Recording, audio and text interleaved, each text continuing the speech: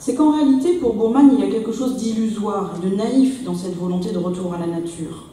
Celle-ci, loin d'être aussi aimable que le prétend l'écologisme angélique des années 70, est surtout le lieu de la sauvagerie, des instincts bestiaux que la civilisation a su réprimer et canaliser, mais qui ne demandent qu'à ressurgir si les conditions le nécessitent. Ainsi, ces montagnards que nos citadins rencontrent ne sont en réalité ni des sadiques ni des criminels, mais ils appartiennent tout simplement à un autre monde en dehors de la civilisation.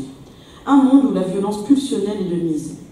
Loin du mythe du bon sauvage imaginé par Rousseau, les deux chasseurs donnent un visage à l'homme primitif qui se rapproche bien plus de l'anthropologie du philosophe anglais Hobbes. Dans son Léviathan, Hobbes fait ainsi la description de ce que seraient les hommes à l'état de nature dans l'absence complète et durable d'État, de pouvoir souverain et de législation civile. On connaît la célèbre formule « l'homme est un loup pour l'homme » que Hobbes a repris au poète latin Plaute et qui résume en substance sa description de l'homme à l'état de nature. Dès lors que l'homme laisse libre cours à sa propre puissance et qu'il ne rencontre pas de limite, il devient une menace pour son semblable, car aucune autorité supérieure n'est là pour le limiter.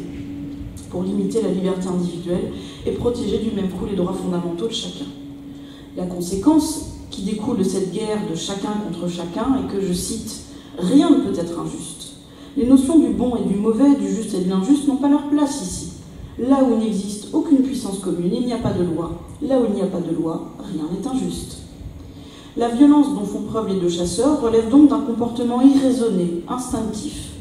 L'agression est brutale, bestiale, dénuée de justification, et pour eux, un individu un peu grassouillé n'est rien d'autre qu'une truie qui peut servir occasionnellement à satisfaire leurs pulsions sexuelles. Toute tentative de dialogue civilisé ou de négociation diplomatique est vouée à l'échec, car la parole est ici réduite à des grognements, et le violeur exige de sa victime qu'elle imite le cri du cochon et couine pour accroître sa jouissance. Mais tout cela est plus amoral qu'immoral, car il ne saurait y avoir de morale en dehors de la civilisation. Or, cette absence de civilisation, symbolisée par le lieu isolé et inaccessible qu'est la rivière et la montagne qui l'entourent, signifie que c'est le droit de nature qui prime. Celui-ci est défini par Hobbes comme la liberté qu'a chaque homme d'user de sa propre puissance, comme il le veut lui-même. Cependant, quand Lewis arrive avec son arc et tue le violeur, mettant en fuite son acolyte, la confrontation avec la sauvagerie va révéler chez nos citadins la part de nature dissimulée sous le vernis de civilisation et d'urbanité. L'homme sauvage n'a pas disparu. Il est resté enfoui pendant des siècles dans l'inconscient collectif des hommes civilisés, parce que le contact avec la nature a été perdu. Mais il ne demande qu'à ressurgir lorsque ces mêmes individus s'y sentent à nouveau menacés. L'instinct de survie justifie donc qu'on bafoue ses propres valeurs morales, ne pas tuer, ne pas mentir, et qu'on retombe dans la barbarie de l'état de nature dont la civilisation nous avait tirés. En réalité, le bon sauvage théorisé par Rousseau n'existe pas. Ce n'est finalement qu'un crétin violent dont on arrive à se débarrasser qu'en étant pire que lui. Le renversement qui s'opère à partir de la scène du viol suivi du meurtre du chasseur fait entrer le film dans une nouvelle catégorie. Ce n'est plus seulement un film d'aventure ou d'action, mais surtout un archétype du genre survival. Le survival, ou film de survie, raconte en général la plongée d'un groupe dans un lieu hostile et isolé, dans lequel chacun doit lutter pour survivre face à la sauvagerie de la nature ou à celle des hommes.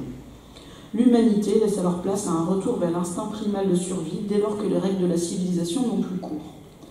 Souvent, on assiste à l'évolution de personnages qui par nécessité deviennent à leur tour violents et barbares, faute de quoi ils sont condamnés à périr. C'est le cas pour des films comme Alien, Predator, Massacre à la tronçonneuse, Battle Royale, à peu près tous les films de zombies. On retrouve à l'évidence tous ces éléments dans Délivrance qui va rapidement devenir une référence du genre. À partir du premier meurtre, ironiquement commis par ceux qui sont censés y incarner la civilisation, le groupe d'amis se désagrège, tiraillé entre deux voies que tout oppose. Celle du droit, de la loi civile incarnée par Drew qui croit en la démocratie et veut rapporter les faits à la justice. Et celle de la survie, de la loi de nature, incarnée par Lewis, qui veut se débarrasser du mort en l'enfouissant sous la terre, elle-même enfouie sous les eaux du futur lac. Et finalement, en optant pour cette solution, loin de se démarquer de leur bourreau, les victimes en viennent plutôt à les rejoindre sur le terrain de la barbarie, en ajoutant au meurtre le mensonge et la lâcheté. On voudrait pouvoir choisir son camp et admettre que les citadins n'ont rien fait pour mériter leur sort, mais la tournure des événements nous en empêche. Impossible alors de savoir qui a tort et qui a raison, car nature et civilisation sont simplement renvoyées l'une et l'autre dos à dos, comme définitivement irréconciliables. Pour survivre, il faut renier en soi toute trace de pitié ou de moralité. Telle est la leçon comprise par nos citadins qui, par la force des choses, se transforment en assassins. Au terme de cette odyssée infernale, c'est avec soulagement que les protagonistes rentrent au bercail, heureux d'apercevoir des épaves d'automobiles abandonnées au bord de l'eau, qui annoncent leur retour à la civilisation. Nos aventuriers, qui souhaitaient au départ retrouver le contact avec une nature virginale, en sont désormais à célébrer les signes autrefois détestés de la modernité, symbolisés par ces déchets. Mais si l'on a survécu à ces épreuves, comment vit-on après ? Dans quel état revient-on à la civilisation quand le danger et l'instinct de survie vous ont transformé en bête ? Le jeu de la survivance s'est transformé en définitive en tragédie de la survie. Et comme dans toute tragédie, on peut voir dans le projet des 4 amis une forme de démesure ou d'hubris qui a entraîné le châtiment par la nature ou le némésis. La délivrance de l'aliénation du monde moderne se révèle n'être qu'une illusion, car c'est en réalité des pièges tendus par cette nature sauvage qu'il a fallu se délivrer. Délivrance serait-il ainsi le récit de la vengeance d'une nature violée ? Pas si sûr, car ce n'est pas vraiment la nature qui reprend ici ses droits.